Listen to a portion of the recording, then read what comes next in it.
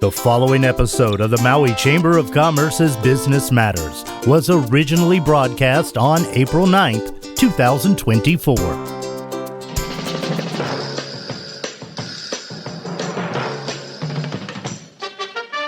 It's time now for Business Matters, brought to you by the Maui Chamber of Commerce. And now here's your host, the president of the Maui Chamber of Commerce, Pam Toompop. Good morning, Pam. Good morning, Gary. How are you this morning? I am doing very well. It's another beautiful Maui day. Oh, it is a beautiful day. I am looking out over the countryside from Pukalani, over beautiful red hibiscus and pink bougainvillea and swaying palm trees. It's glorious. So glad to have you and all the help that you do for our show, Gary. Thank you for everything. We truly appreciate you. For all listening today, I'm so glad to have you join us.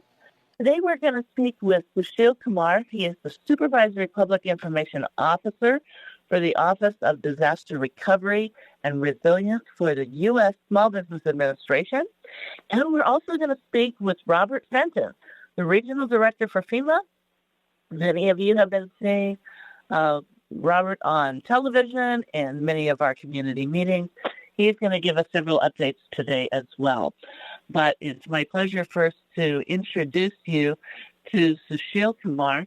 He is currently serving as the Supervisory Public Information Officer for the Office of Disaster Recovery and Resilience for Field Operations Center West. Very long title because he has a very important role. He has been with the SBA since August 25th of 2013 and has served for the agency in a myriad of disasters such as COVID-19, Hurricane Sandy, Hurricane Ida, Harvey, the Rocky Valley fires, and many more. He has also served as a banker for over 27 years with various financial institutions across the U.S. So he knows a lot about business. And he has an MBA in International Finance from St. John's University in New York and a bachelor's degree from Tulane University in New Orleans, where he was also just recently serving. Good morning, Susheel. How are you this morning? Good morning, Pamela. And I feel like saying good morning, Maui, kind of like Robin Williams says about Vietnam back in the day. Yeah.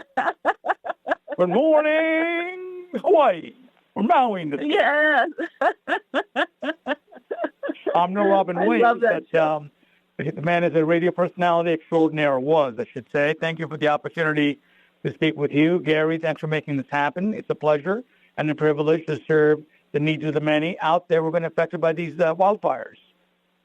Well, we so appreciate your great assistance and the assistance of your team. You folks have been boots on the ground doing amazing things. And you play a very important role in what's occurring with the wildfires. Can you tell people a little bit about what it means to be the Supervisory Public Information Officer and what you're responsible for? Basically means that the buck stops here. I'm responsible for making sure, literally that's what it means. I'm accountable for making sure that the program is being dealt with correctly. In other words, the needs of the many are met. Homeowners, renters, businesses of all sizes, and private nonprofits. Working with stellar individuals like yourself, the needs of the many need to be met. So we're talking with various people in the community so that we leave no stone unturned as to what the program can do, has done, will do, and work with people to help rebuild their lives. Yeah, it really has been amazing. One of the things that we've been finding, and it came out of a listening session with Isabel Guzman, and you have been our champion, is looking at some of the loans that for a variety of reasons. Sometimes if people got a loan and missed a call and didn't know, or sometimes there was more information they needed to submit. Can you talk a little bit about how you've been working with us and others to look at the loan system and help expedite loans where, and then work with people on their loans to help things move forward and make sure that they get a review or understand what else might be needed to help them move forward?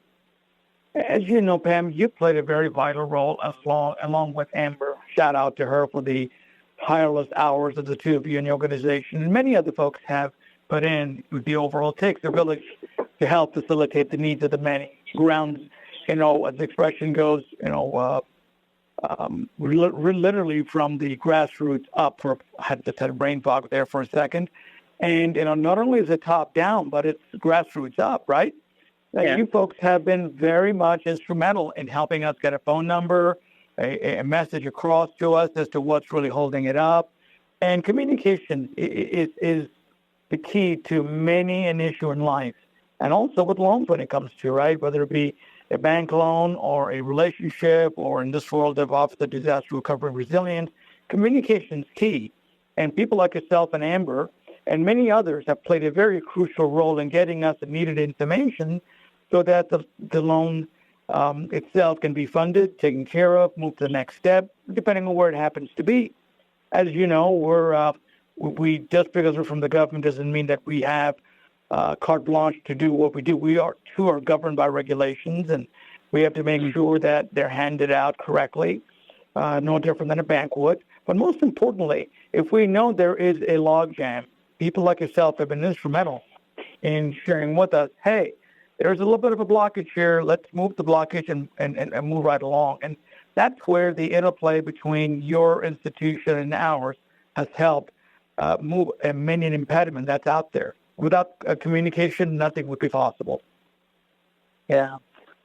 Well, and we greatly appreciate the openness to it and the rapid responses that we've been receiving from you and your team as we raise things up, that you're diving in and looking into this. And as you said earlier, you're not only dealing with the business loans, but you're also helping with the home loans. And some of our community have lost. They've lost everything, from their house to their business, and are struggling with other issues along the way, to loved ones and pets. So, it's also critical as we're working through with people, the sensitivity with all they're going through. And I just really want to say how remarkable you folks are in working with people along the way during this time when they're at just the utmost stress. And we appreciate you, because, again, we cannot clap with one hand. It takes two hands to create a sound. So clapping requires two people. So it's the extraordinary communication and the partnership. It takes a village to go from the ashes to where it needs to be. My heart goes out to so many of these folks that have suffered so much, whether it be a renter that's trying to find a place.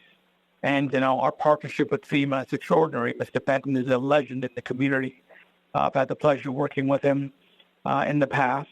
And, his efforts, along with our SBA efforts, interagency efforts. We've got people in Maui. You've had the pleasure of working with Barbara, also Elizabeth Vargas, Elena Lamelli. You had an interview with my team lead, Cynthia Cowell, and John Crowley is ably supporting Cynthia. So it takes quite a few folks to be involved to make it all happen.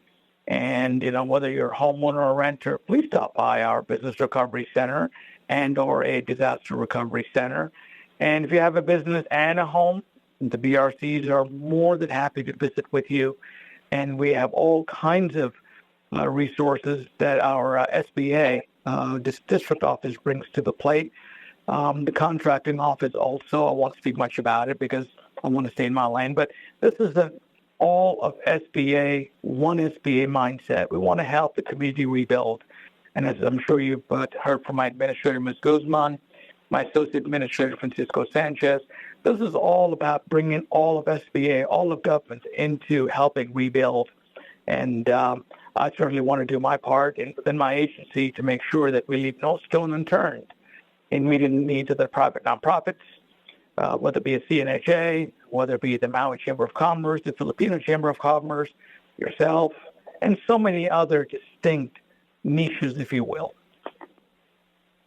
Yeah, there are broad groups here that have been on the front lines, and you've been working with everybody, and your team has been amazing.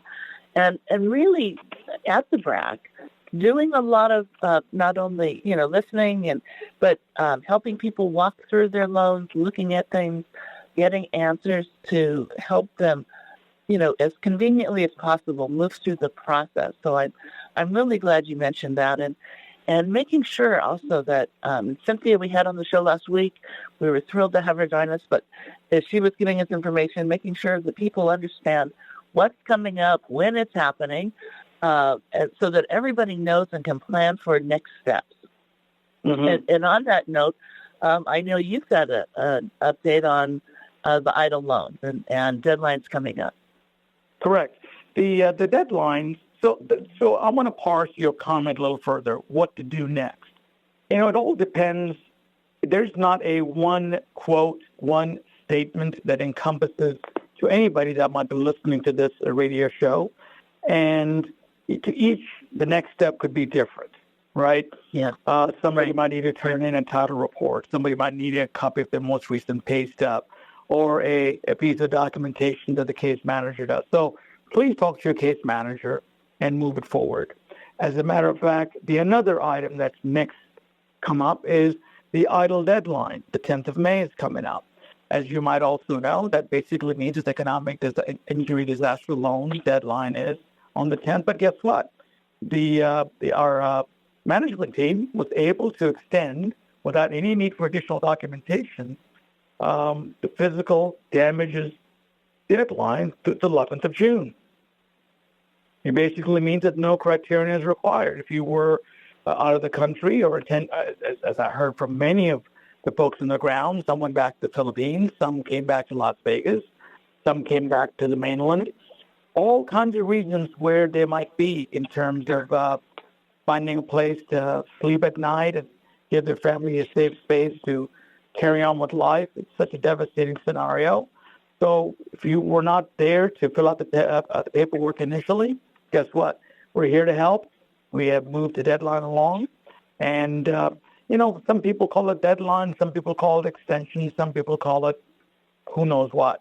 Bottom line, you don't need to justify why you can apply. But you have to June 11th to say, guess what? I need help. Physical damages are what my home, my renter, as a renter or as a business that I suffered. So please help me, SBA. Yeah, and you folks have been doing that so well and just, across every need.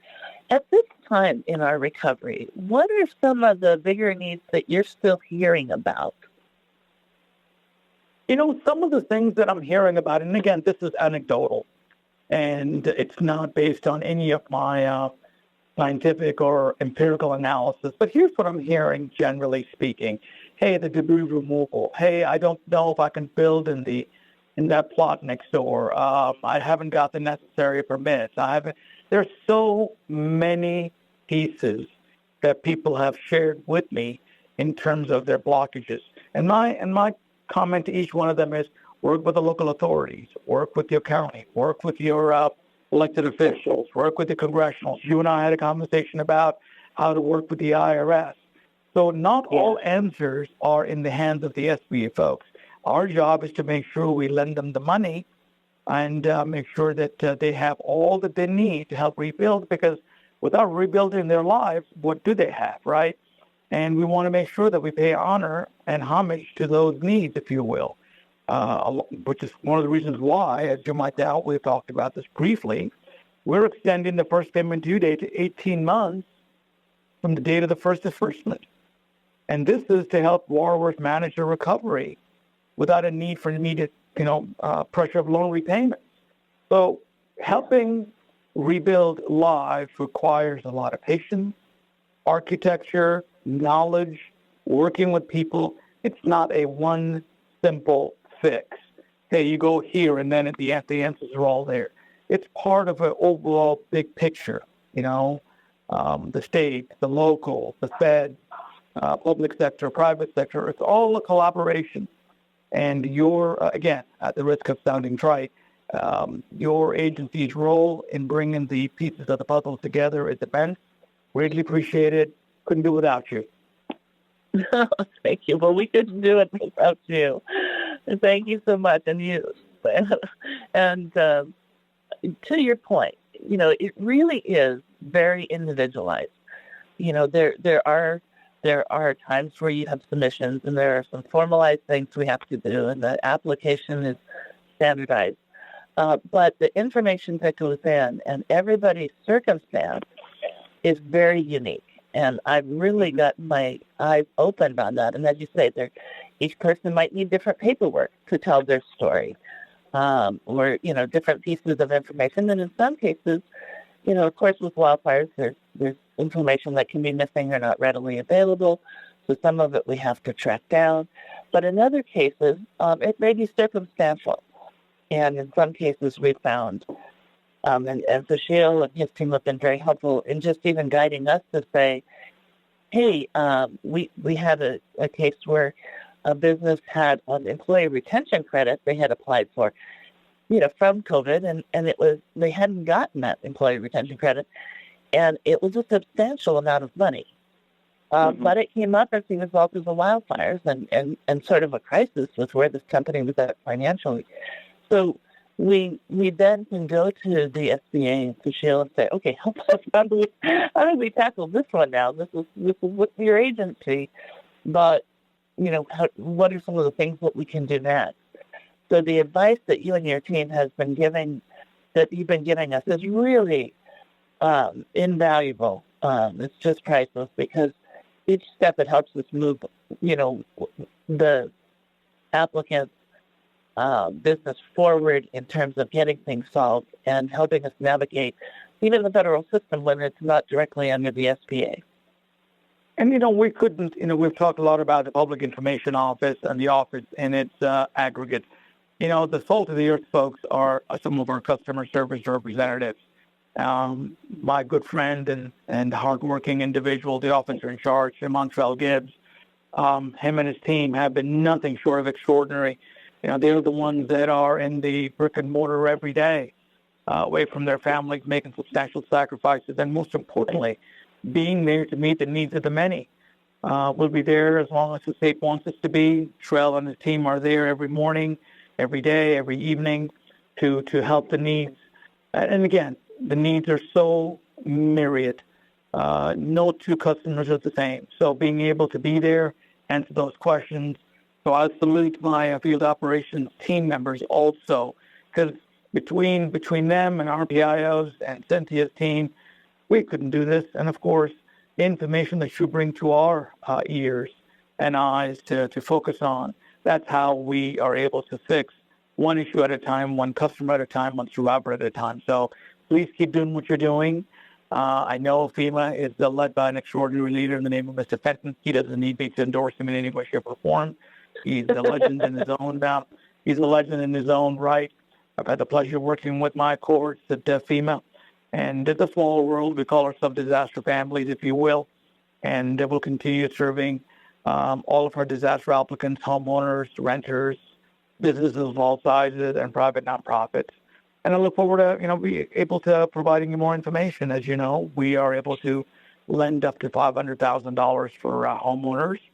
Another 20% of that amount, if needed, for mitigation, which I believe is a good idea, mitigate against any future event that takes place, using the economic and disaster proceeds, even if you were not affected by the fire physically, using it to make payroll, using it to pay your bank debt, any other lines of credit that you're behind on because business is really slow, has not picked up, has not returned back, your automobiles, your company cars.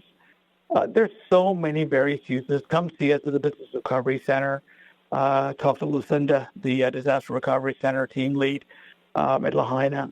Talk to your local folks and ask them. And I mentioned these names, not necessarily to go to them specifically, but these are the valuable, hardworking, industrious folks that are there every day to make sure that the team is able to render every need that's possible out there. Well, and you have been. And I just want to say for all of you listening too, we're in tax season. We're getting close to the time we need to get our taxes submitted. But, this is a time when people are finding out as well, especially many businesses what the degree of the harm actually has been with our slowing economy. And they're looking at this and saying maybe they weren't ready to look at an idle loan early on because maybe they already had idle debt. One of the things that we learned is that you could actually have multiple idle loans. And people in many disaster areas do have multiple idle loans. And the SBA is working with you on that. And literally, when you are able to borrow money at 4%, I'm sure your good friend Hazel from the district office would share this assessment. When you borrow money at prime, and prime plus 2 or prime plus 3, suddenly you're to double digits. Your friendly banker, I was a banker, and I can tell you this for sure, that my bankers' friends cannot compete with us because they don't have the capacity, appetite, or the structure to make loans to damaged businesses. So that's where our almost free money, and I use the word almost because it's 4%, and it's not free money. It has to be repaid. But there's a vast difference between prime plus 3, prime plus 4, and 4% money. That's for businesses. And when you talk about, below 3 in some cases for homeowners and private nonprofits, 2.375 and 2.5% respectively, when you can repay it over a 30-year time frame, that gives you the amortization that gets you back on your feet. And it's all, for right now, it's temporary. This too shall pass after a period of, as the expression goes, not to be metaphorical or spiritual here for a second, but Pam, after the darkness, there is sunshine. We found that out with the solar eclipse yesterday. Through tough times, people are able to bounce back. And we're hoping that, our ointment and our dollars that provide liquidity to businesses is the short-term cure for a longer-term fix. We will do our part. Please come see us. We want to support you and the economy, and anything we can do, I'm a phone call away. And I'm at, you'll know my number. You can always call me. And the toll-free number for the SBA is 1-800-659-2955. Well, and we're that is from very your next true, speaker, so I don't want to keep. I'm sorry. Go ahead. Well, I was going to say, it's very true. We've always been able to call you directly, and we so appreciate that. And you're very responsive. Your team is very responsive. And we just are grateful for the work that you're doing. And it is that lifeline right now to help us get through these challenging times. But as you said, brighter days are ahead. Thank you, ma'am. Appreciate it. And my regards to Mr. Fenton and your team, and to Amber, and to all of the folks that you work with. I look forward to talking to you offline. And anything I can do, my email, my phone call, and phone number. And look forward to working with you for the needs of the many. I really appreciate this time frame that you were able to sketch out for us. Oh, it's our great pleasure. Thank you so much. And thank you for all you do. And I know we'll be in touch. Thank you, Pamela. Take care. And I can't wait to come see you. And I can't wait to come see Hawaii. I think I've told you personally, one of my heartthrobs was the good old the Higgins estate and all that stuff. I mean, we've talked about that may not be a good topic to talk about now, but love Hawaii, love the people of Hawaii, what you folks represent, and part of our American fabric. So my heart goes out to you, and Godspeed in your recovery. Thank you, Susheel. God bless you, and thank you for all you're doing to help us with that.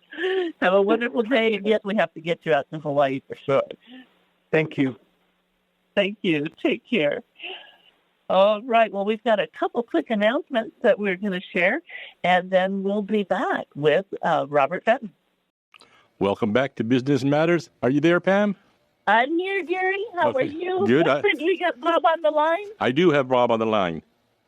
All right. Well, I'm going to give Robert Fenton a quick introduction, and then I'll get him on board. But for those who don't know, Robert Fenton currently serves as the regional administrator for FEMA Region 9 with nearly 50 million people in his area of responsibility across the West Coast and Pacific.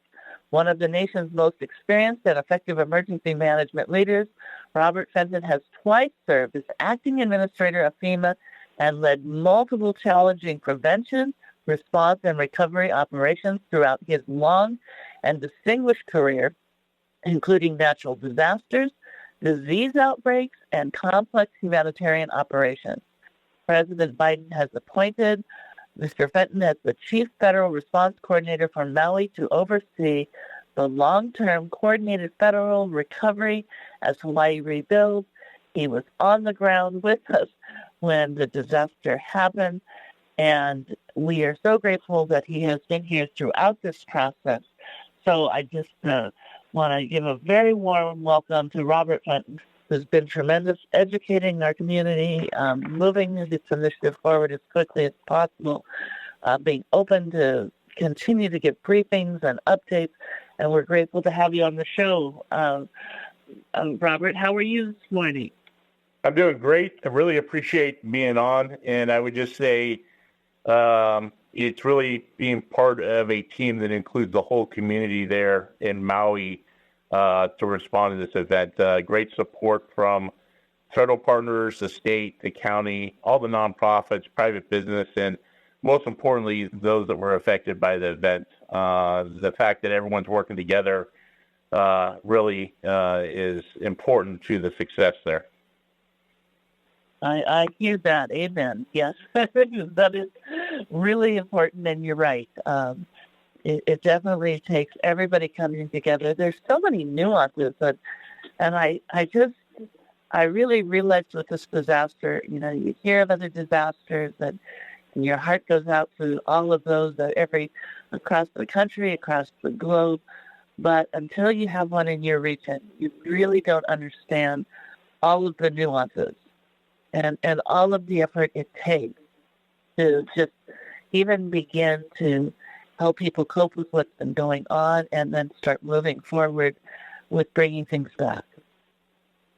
Yeah, I can't agree more. I've been to plenty of disasters, as you kind of went over my background there, and obviously some bigger, but I got to say that Maui is one of the more complex events, and I think just being 2,500 miles away from the mainland, limited resources on island, a lot of uniqueness with regard to the environment, the culture, the different populations affected there, and just recently, even being able to get authority to continue to help more people with bringing on assistance to help the COFA populations, those from the Compact of Free Association, Micronesia, Marshall Islands, and Palau.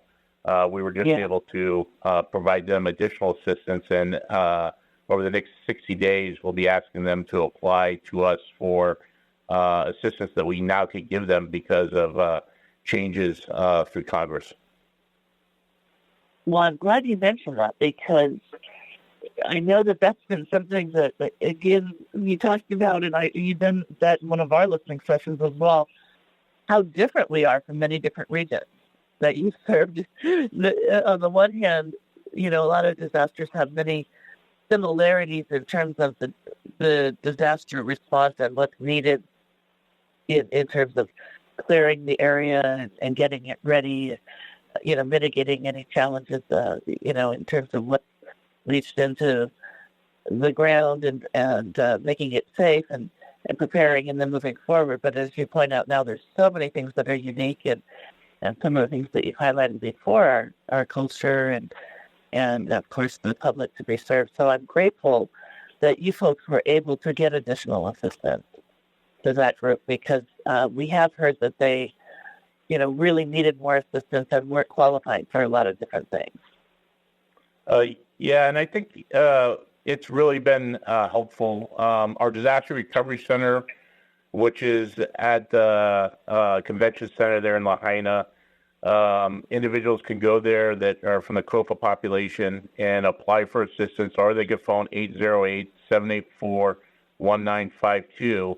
And for the next 60 days, from April 1st to May 1st, we will, April 1st to May 31st, we will be able to help them with assistance, and whether that's temporary housing or provide them funding that may help them with the recovery.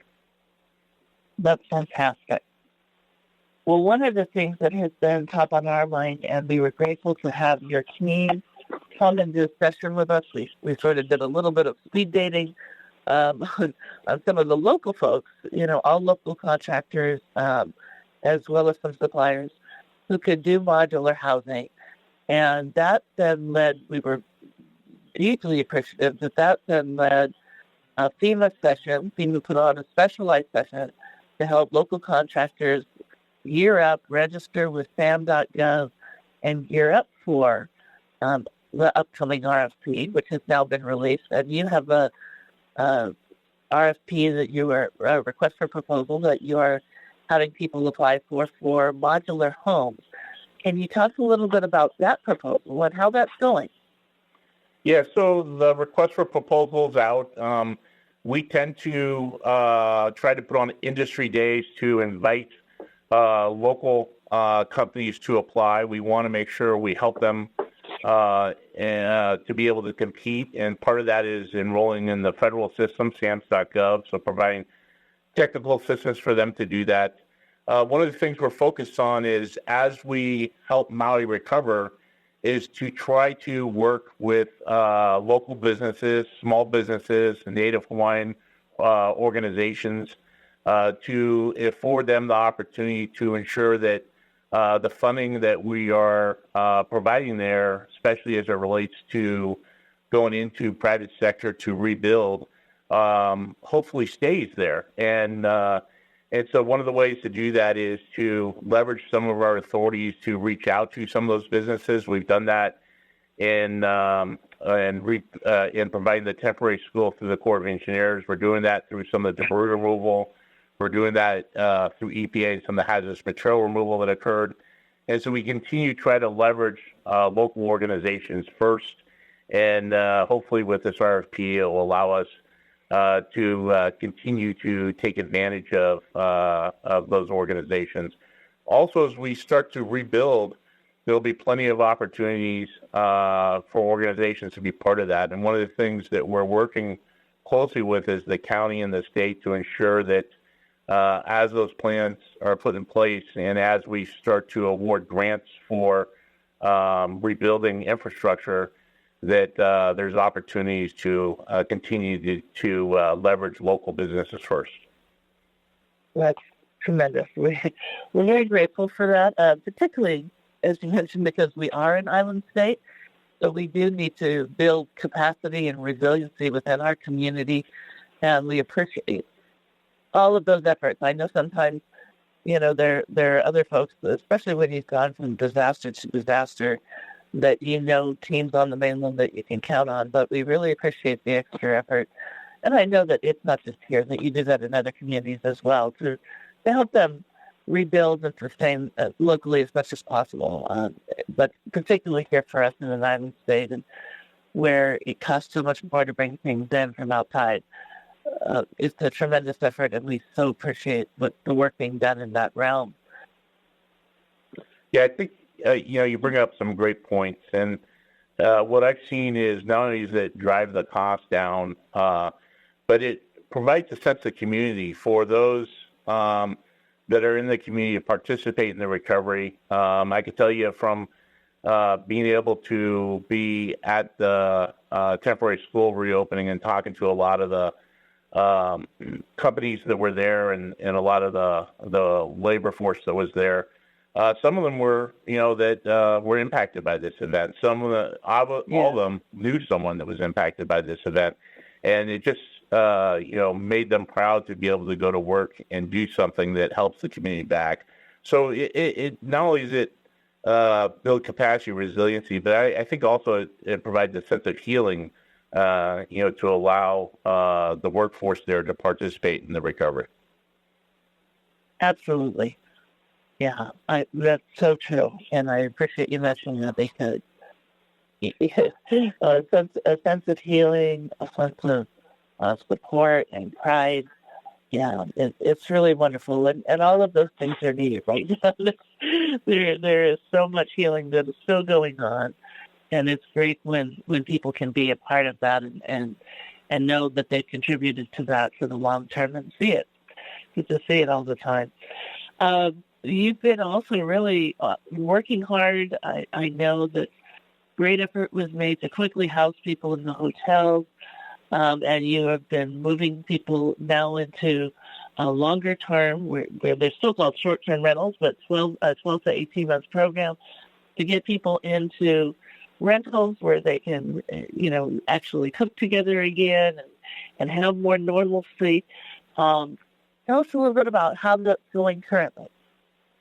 Well, it's really a whole community effort, as I talked about, having the governor's leadership, the mayor's leadership, plus a number of critical nonprofits on island, whether it be American Red Cross or CNHA, have all been critical to the success so far. We started with over 4,000 households in the hotels right after the fires, and as we move from congregate shelters to non-congregate shelters. Today, we are, just this week, we will be underneath 1,000 households left in hotels, and that number continues to decrease each and every week. And that's decreasing because what we're doing is putting people in more interim condos or apartments. We have over 1,300 households that are eligible. To date, we're just over 700 that we've housed. And every week we're housing more and more individuals. In addition to our program, the state and the county has programs also that are helping individuals that are outside of our program and helping those individuals to ensure that they have long-term housing. We're also, in addition to leasing condos and apartments, primarily from the vacation rental market, we're also providing assistance for individuals to use rental assistance to chart their own path and helping them do that along with bringing additional resources in from those nonprofits. And then finally, we're just signed a lease with the state for some land that we will be building a 169-unit temporary housing site that will hopefully be finished by the end of summer. And those are the units that we're procuring that will go on that site.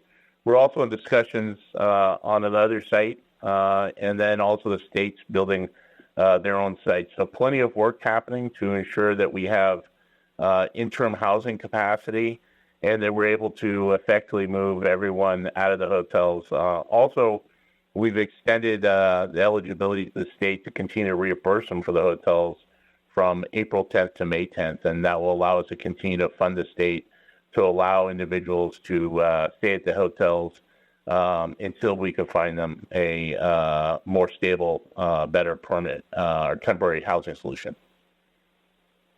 That's phenomenal. And thank you so much for working so hard to do that. I know that people have kind of moved around a lot, and I know you're working really hard to prevent further moves. Help people, you get them into let them be secure so we can kind of get them into the next place, that they'll have longer term period of living in that place before they're looking at maybe another move. So I think it's great that you've been able to do that, and a lot of people, we're in budget season now, and of course the legislature is going, and this is the time when we're looking at a lot of money for this recovery and how we move forward. So we appreciate that you're looking at how the FEMA dollars can support that effort and take off some taxpayer or provide the taxpayers with some relief, which is tremendously helpful.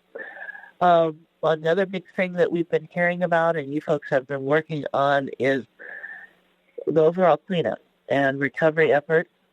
I know that, again, with some of our cultural practices, that's been different than maybe some of the other disasters that you've worked on. Can you tell us a little bit about that and how we're moving forward? And a little bit about, I know we've got some businesses who didn't sign on, or some lots that didn't sign on for FEMA's help with the cleanup. And if you could talk a little bit about the advantages to that. Yeah, I'd be glad to. The Corps of Engineers is leading for us the debris removal. Initially, as you remember, EPA came in and did a lot of the household hazardous waste removal from the homes that were destroyed and burned from the fire. We've gone ahead and built a temporary landfill. The good news is the county just approved a a permanent landfill and is in the process of acquiring the land for that permanent landfill. And that will be built and will eventually transition from the temporary landfill to the permanent landfill once that's completed.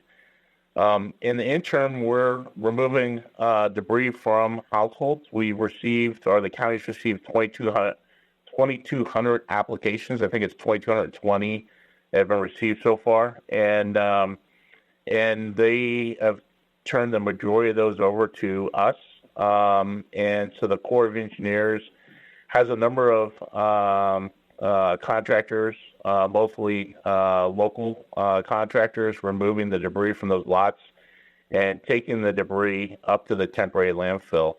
They're doing this in a way to make sure they limit any impact of the surrounding area. We have an effective array of air monitoring equipment between us and state health to ensure that no dust is impacting anyone in the local area. They've cleared over 500 lots. Over 100 of those have been turned back over to the county as completely done, tested. Everything has been completed, and that will just continue to pick up. We're clearing about almost 300 lots a month. Some of it depends on weather and wind. Sometimes we have to slow down for the elements, but it's going very effective. We're also starting to get to some of the commercial properties and starting to remove some of the debris from the commercial properties. If you haven't filled out a right of entry, I urge you to do that through Maui. You could go to mauirecovers.org. There's information there. You can also go into our disaster recovery center and fill out an application there. But I urge everyone to do that. The federal government will pay the cost to remove the debris, and that the only time that someone has a responsibility is if they have a specific line item on their insurance for debris, then they'd be responsible for providing that insurance recovery back to us through the county. If that's the case. If they don't have a line item, then there will be no cost for them, and we'll remove the debris. The federal government's doing this at a 90-10 cost share with the state, and the president went ahead and provided 6 months at 100% at no cost. So we are all steam ahead at this point and removing debris as quick as we can. This then allows the start of rebuilding. And one of the things we're doing to help that is we have EPA looking at the water system and sewer systems and doing all the testing so that it could quickly be brought back operational so that eventually the county can issue permits once the debris is removed and people could rebuild. It's a lot of effort. Again, thank you, and we'll thank President Biden for coming in at 100% to help our state. We truly appreciate that. One of the things I've heard is that on that commercial side, and we're here to help at the Chamber, we're actually going to reach out to the team to say we need a little bit of information so that we know where the sites are so that we can help track down the businesses and encourage them to take advantage of the debris removal. But one of the things we've heard is as they're going along, it can be a bit of a hiccup if, for example, you're going along a clearing and then you come to an area where that area does not have that right of recovery, so then we have to go around it, and then you kind of slow things down a little bit because we have to circumvent that spot at the moment and go back. So, again, if that right of recovery is put forward. So we're here to help do that, but it sounds like if the more people we get putting that in, not only will it save them money, but also they'll help the efforts because they can just keep moving forward right along the way. Is that correct? Yeah, I can't tell you how important it is for everyone that owns property there to submit a right of entry to us to allow us to help them and clear the debris. The MauiRecovers.org site is a great site. Not only does it show where the debris has been removed, it has maps on there that shows you what's happening in real time. You can also phone the Corps of Engineers Debris Call Center at 877-214-9117.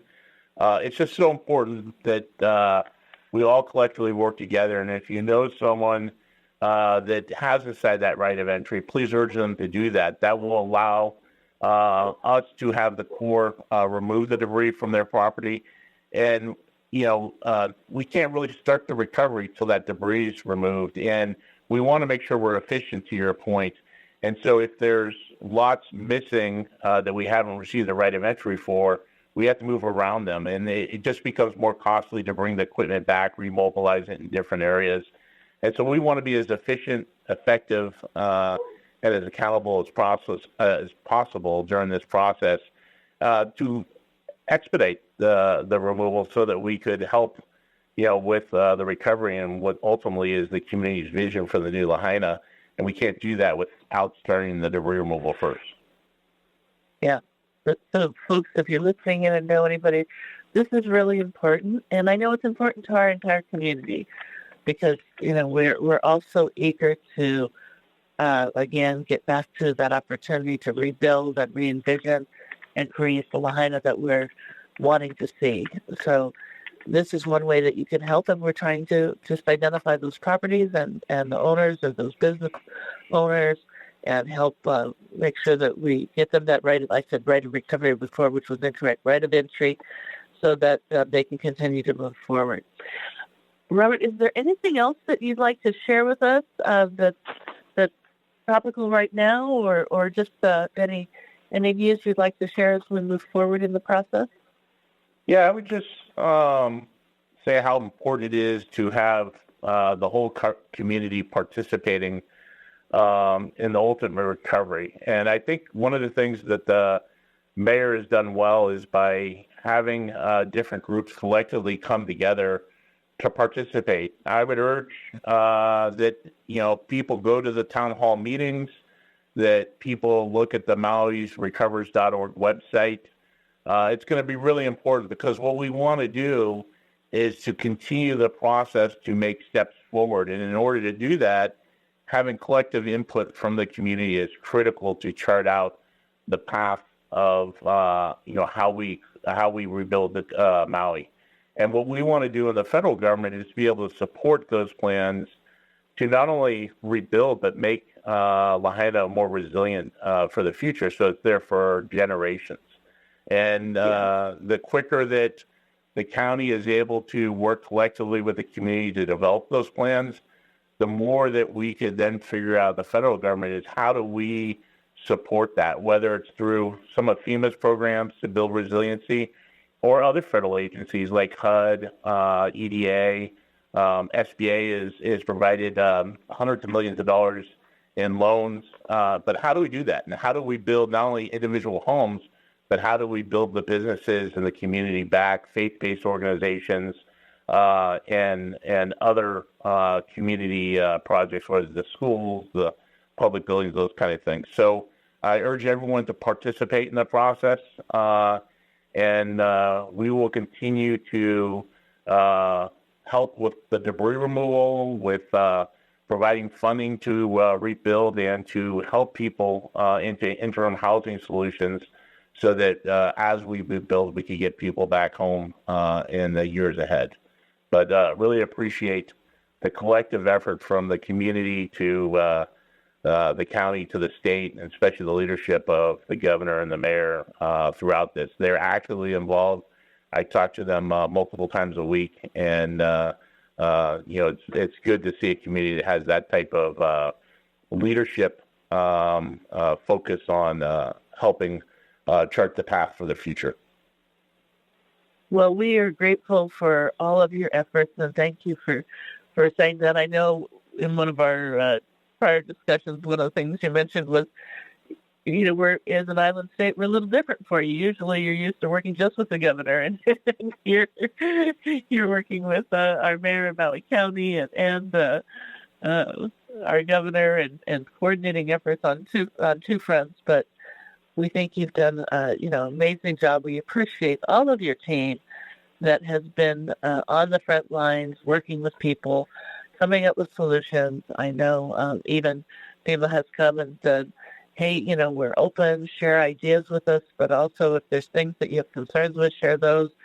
And it's great to see how amazing the FEMA team is at wanting to get things right. And as we move into things, sometimes we have to make some course corrections, and you're jumping in and just quickly trying to make sure that you're constantly meeting the will of our community, and we deeply appreciate that and your time this morning on the show. Hey, if I could just one more thing, Yes. is we are focused on the long term in Maui, and my commitment is I am in the process of going to start to hire over 100 positions in Maui locally, so that we have a workforce that will be there for the years ahead to help with recovery. And so those announcements will be coming out shortly, and I urge those in Maui that are looking for employment opportunities to submit a resume and come work for FEMA and help us help the county and the state rebuild Maui. And so we will be providing 1 minute left. in the future. 1 minute left, Pam. Thank you, Gary. Okay, Bob, can you give us real quick how they can get access to submitting a resume to work for FEMA? Well, we're going to provide an information sheet shortly. We just started talking to a lot of the community organizations to let them know, but we will be officially advertising it. We'll make sure that we give you, the links that it will be posted on, so that everyone has an opportunity to do that. But I just think it's so important to, have 100 positions there. Absolutely. Thank you so much, Robert Fenton, for joining us this morning. To all who are listening into Business Matters, we hope you will join us again next Tuesday. And I want to wish you blessings and aloha for a beautiful Maui day.